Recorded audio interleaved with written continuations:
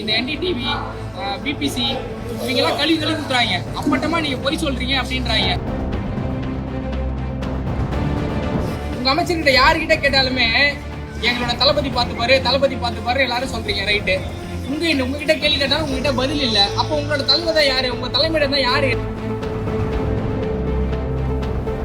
என்னவோ நடக்குது, நீங்க எதுவும் பேசவும் மாட்டீங்க, மற்றவங்களையும் பேச விட மாட்டீங்க. உங்க அமைச்சர்களுக்கு எதுவும் பேச தெரியல. சிஎம் அங்கிள், ஹாய் அங்கிள், என்னென்னவோ நடக்குது, நீங்க எதுவும் பேசவும் மாட்டீங்க, மற்றவங்களையும் பேச விட மாட்டீங்க. உங்க அமைச்சர்களுக்கு எதுவும் பேச தெரியல. சரி, இப்படியே போயிட்டு இருக்கு ஒவ்வொரு விஷயமா. ஆனாலும் உங்களை நம்ம தமிழ்நாட்டில் தான் கழுவி ஊத்துறாங்கன்னு பார்த்தா, வடநாட்டிலையும் வட ஸ்டேட்லையும் என்ன பண்றாங்கன்னா இந்த என்டிடிவி, பிபிசி இவங்கெல்லாம் கழுவி கழுவி ஊத்துறாங்க. அப்பட்டமா நீங்க பொய் சொல்றீங்க அப்படின்றாங்க. ஒரு உயர்நீதிமன்ற ஓய்வு பெற்ற முன்னாள் உச்சநீதிமன்ற வழக்கறிஞர் என்ன சொல்றாருன்னா, இது வந்து ஒரு கோமாளித்தனமான ஒரு ஆட்சி தமிழ்நாட்டில் நடந்துட்டு இருக்கு அப்படின்னு சொல்றாரு. நான் சொல்ல, உச்சநீதிமன்ற தலைமை வழக்கறிஞர் சொல்றாரு, ஓய்வு பெற்ற தலைமை வழக்கறிஞர் சொல்றாரு. இதெல்லாம் ஒரு பக்கம் வச்சுக்கலாம்.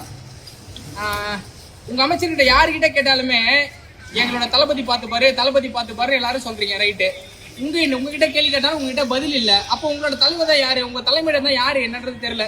ஒருவேளை ஜெகதீஷா இருக்குமோ, ஒருவேளை ஜான ஆரோக்கிய சாமியா இருக்குமோ, இவங்க எல்லாம் வச்சு என்ன பண்ண போறீங்கன்னு தெரியல. பார்த்து செய்யுங்க.